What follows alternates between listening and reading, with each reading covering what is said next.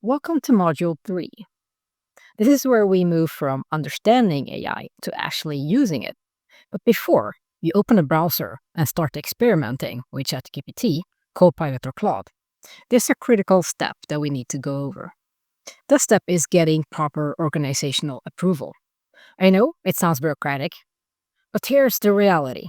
AI tools handle data, your data, customer data, confidential business information. Without proper governance, well-intentional AI experimentation can create serious problems for your organization. In this lecture, I'll walk you through why approval matters, who you need to involve, what questions each stakeholder will ask, and how to frame these conversations productively. Let's start with why this matters, beyond just following rules. First, data protection. When you type a prompt into an AI tool, that text is transmitted to an external server. If the prompt contains customer names, financial data, proprietary strategies, or confidential communications, you may be creating regulatory and legal exposure. Under regulations like GDPR, HIPAA, or industry-specific rules, unauthorized data transfer can result in significant penalties. Second, training data concerns. Some AI providers may use your inputs to train their models, unless you're on an enterprise plan with explicit data protection guarantees. This means your confidential information could theoretically influence responses given to competitors. Third, shadow IT. If individuals across your organization start using AI tools without coordination, you end up with inconsistent practices, unknown data exposure, and no ability to manage risk at an enterprise level. Getting approval isn't about slowing things down. It's about enabling safe, sustainable adoption. And fourth, accountability. When AI outputs inform business decisions, you need clarity about who's responsible for verifying accuracy, catching errors, and managing consequences. Governance provides that clarity. Now, who needs to be involved in the approval process? The specific stakeholders will vary by organization, but typically you'll need to engage 3 groups: IT and information security, legal and compliance, and data privacy. Let's start with IT and information security. Your IT team cares about several things. First, security. Is the AI vendor's infrastructure secure? Do they have relevant certifications? How is data encrypted, in transit, and at rest? Second, authentication and access control. Can the tool integrate with your existing identity management? Can you control who has access? Is there audit logging? Third, data residency. Where are the servers located? For organizations subject to data localization requirements, this can be a deciding factor. Fourth, integration. How does the tool connect to your existing systems? Does it require opening new network pathways that could create vulnerabilities?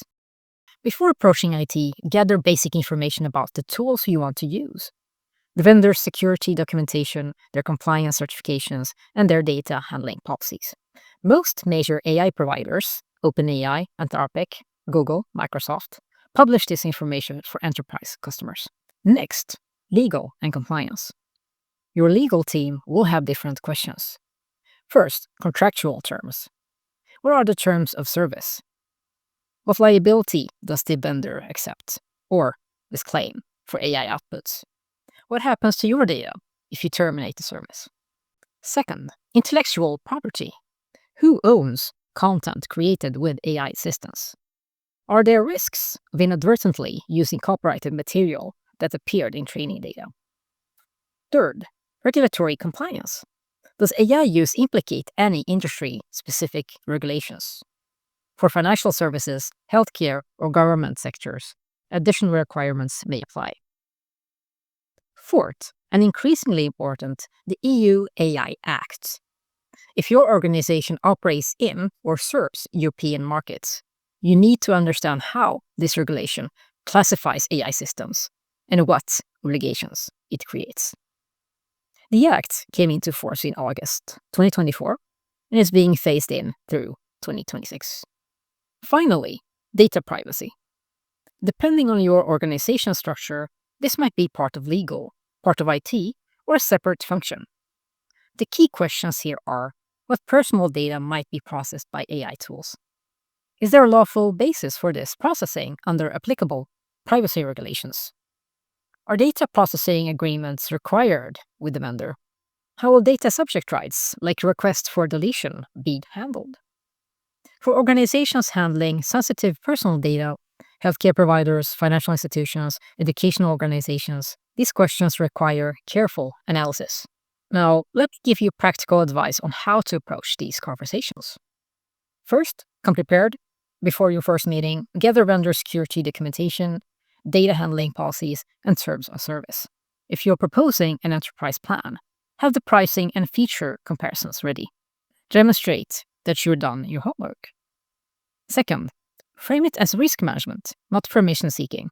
You're not asking whether you can use AI, you're asking how to use AI in a way that manages risk appropriately. This positions the conversation as collaborative problem solving rather than a gate to pass through. Third, propose a pilot scope. Rather than asking for blanket approval, propose a limited pilot.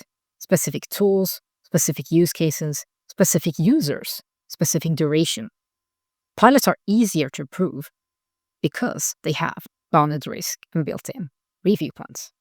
Fourth, address the training data questions directly.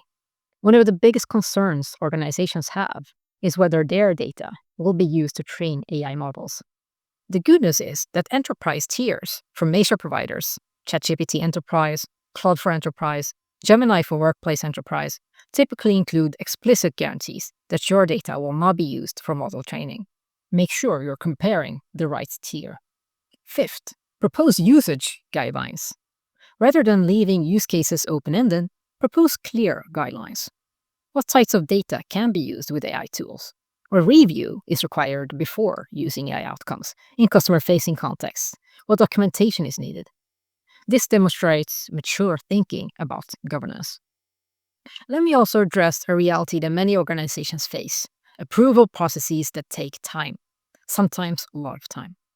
While you're waiting for enterprise approval, there are legitimate ways to start learning.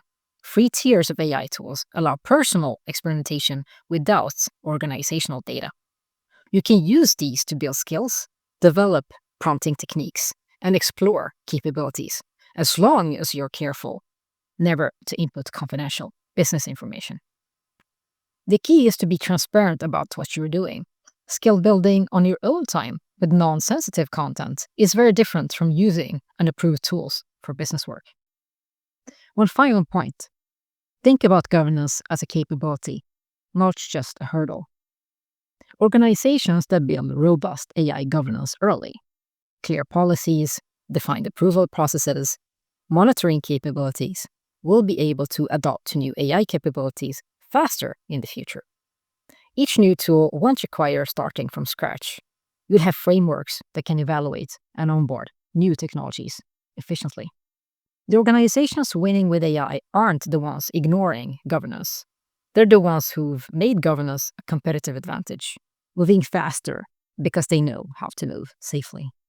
In the next lecture, we'll look at the AI tool landscape itself: ChatGPT, Claude, Gemini, Copilot, and others. You'll understand the key differences and learn how to choose the right tools for your needs.